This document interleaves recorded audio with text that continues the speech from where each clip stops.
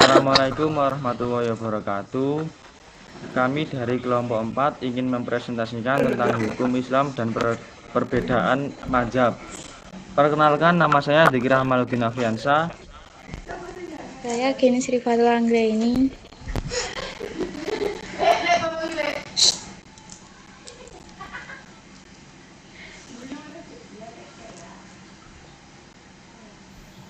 Saya Mirzari Nadia Madani. Saya Octaviana Elsa. Saya Satrio Agus Wicaksona. Lo mas kabeh ngene arek.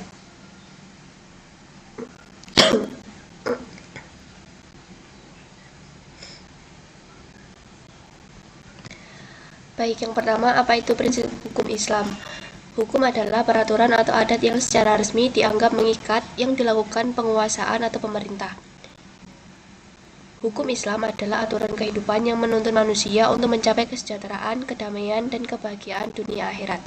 Istilah lain hukum Islam terbagi menjadi dua. Yang pertama, ada syariat. Syariat sendiri adalah ketentuan Allah Subhanahu wa Ta'ala yang ditetapkan kepada hamba-hambanya menyangkut akidah, ibadah, akhlak, dan muamalah. Yang kedua ada fikih.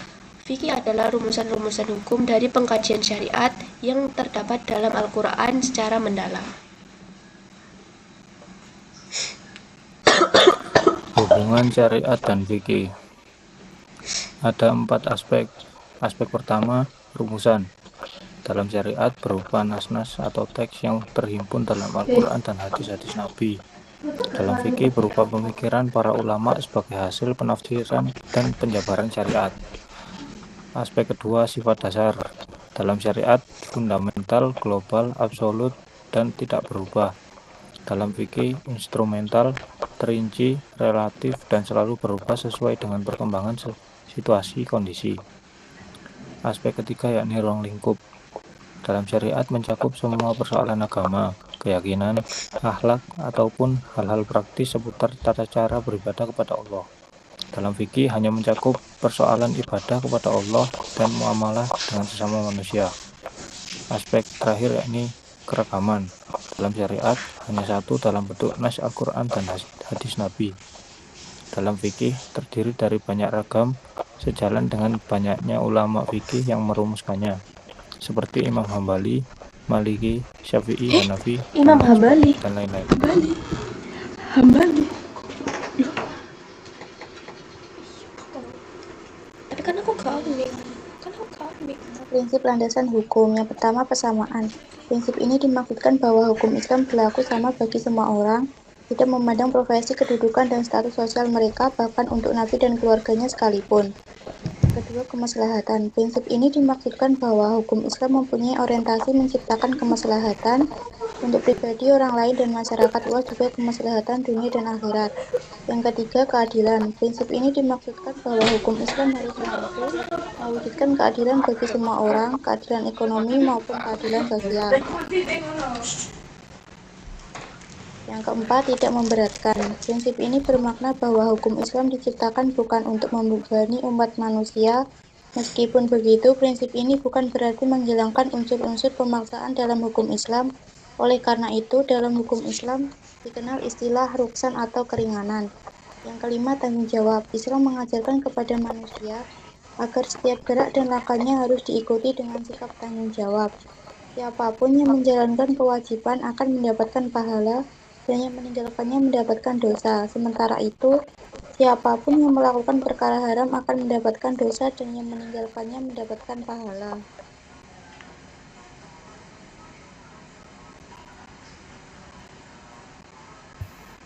Hierarki sumber hukum Islam. Yang pertama, Al-Quran, sumber pokok hukum Islam. Al-Quran secara etimologis bagaimana dinyatakan oleh Dr. Subhani sebagai soleh berarti bacaan atau yang dibaca.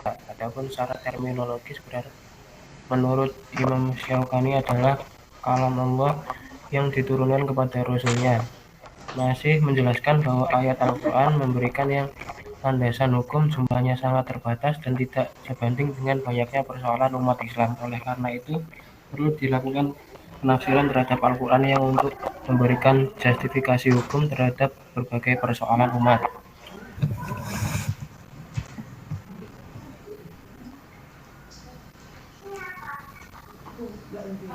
Yang kedua, hadis. Secara etimologis berarti perkataan, cerita, atau kejadian. Hubungan antara hadis dengan Al-Quran adalah sebagai penjelas dan penafsir Al-Quran.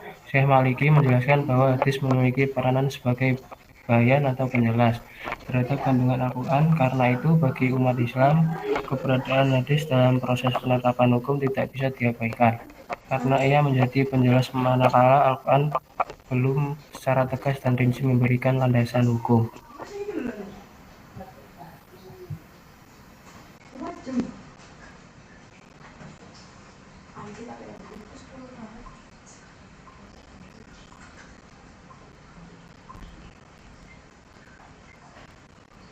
Yang ketiga, ijtihad. Sumber pelengkap hukum Islam. Ijtihad secara bahasa adalah mencurahkan segala kemampuan untuk merealisasikan sesuatu. Pengertian ini mengandung makna bahwa ijtihad hanya dipergunakan pada sesuatu hal di mana ada beban berat dan kesulitan. Untuk itu belum dinamakan ijtihad manakala suatu proses pekerjaan tidak mengandung unsur kesulitan dan beban berat.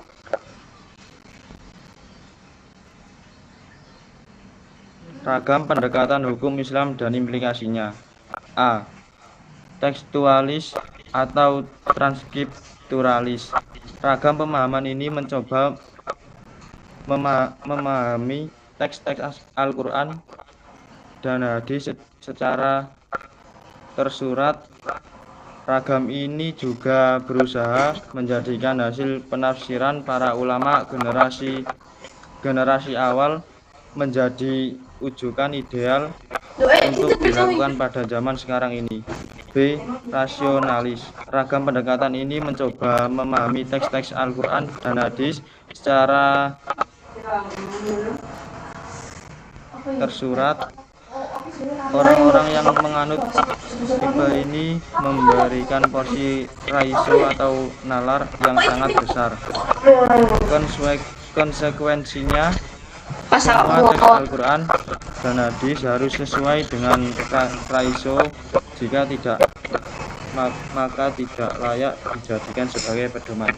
C. Kontekstual. Pemahaman ragam ini dikembangkan oleh banyak ulama yang kemudian mengkontekskannya sesuai dengan perkembangan situasi dan kondisi.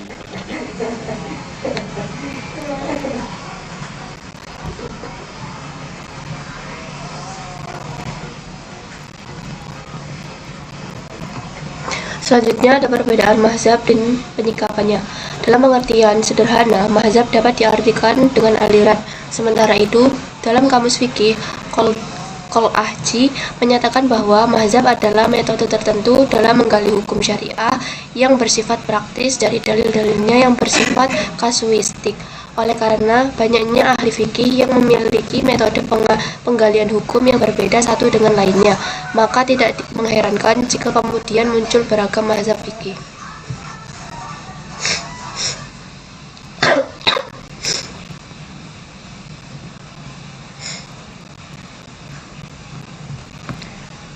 Berikut cara menyikapi perbedaan mazhab. Yang pertama, bekali diri dan mendasari sikap sebaik-baiknya dengan ilmu, iman, amal, dan akhlak secara proporsional. Yang kedua, lebih memprioritaskan perhatian dan kepedulian terhadap masalah-masalah besar umat daripada perhatian terhadap masalah-masalah kecil seperti masalah khilafiyah. Yang ketiga, memahami ikhtilaf atau perbedaan dengan benar, mengakui dan menerimanya sebagai bagian dari rahmat Allah bagi umat. Yang keempat, meneladani etika dan sikap para ulama salaf dalam berikhtilaf. Yang terakhir, mengikuti pendapat ulama dengan mengetahui dalilnya atau memilih pendapat yang kuat setelah mengkaji dan membandingkan berdasarkan metodologi atau manhaj ilmiah yang diakui.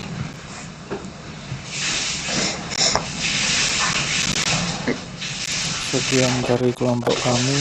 Bila ada pertanyaan, silahkan ketik di kolom komentar YouTube ini. Kurang lebihnya mohon maaf. Wassalamualaikum warahmatullahi wabarakatuh. Waalaikumsalam warahmatullahi wabarakatuh. Sudah. Terima kasih teman-teman. Alhamdulillah.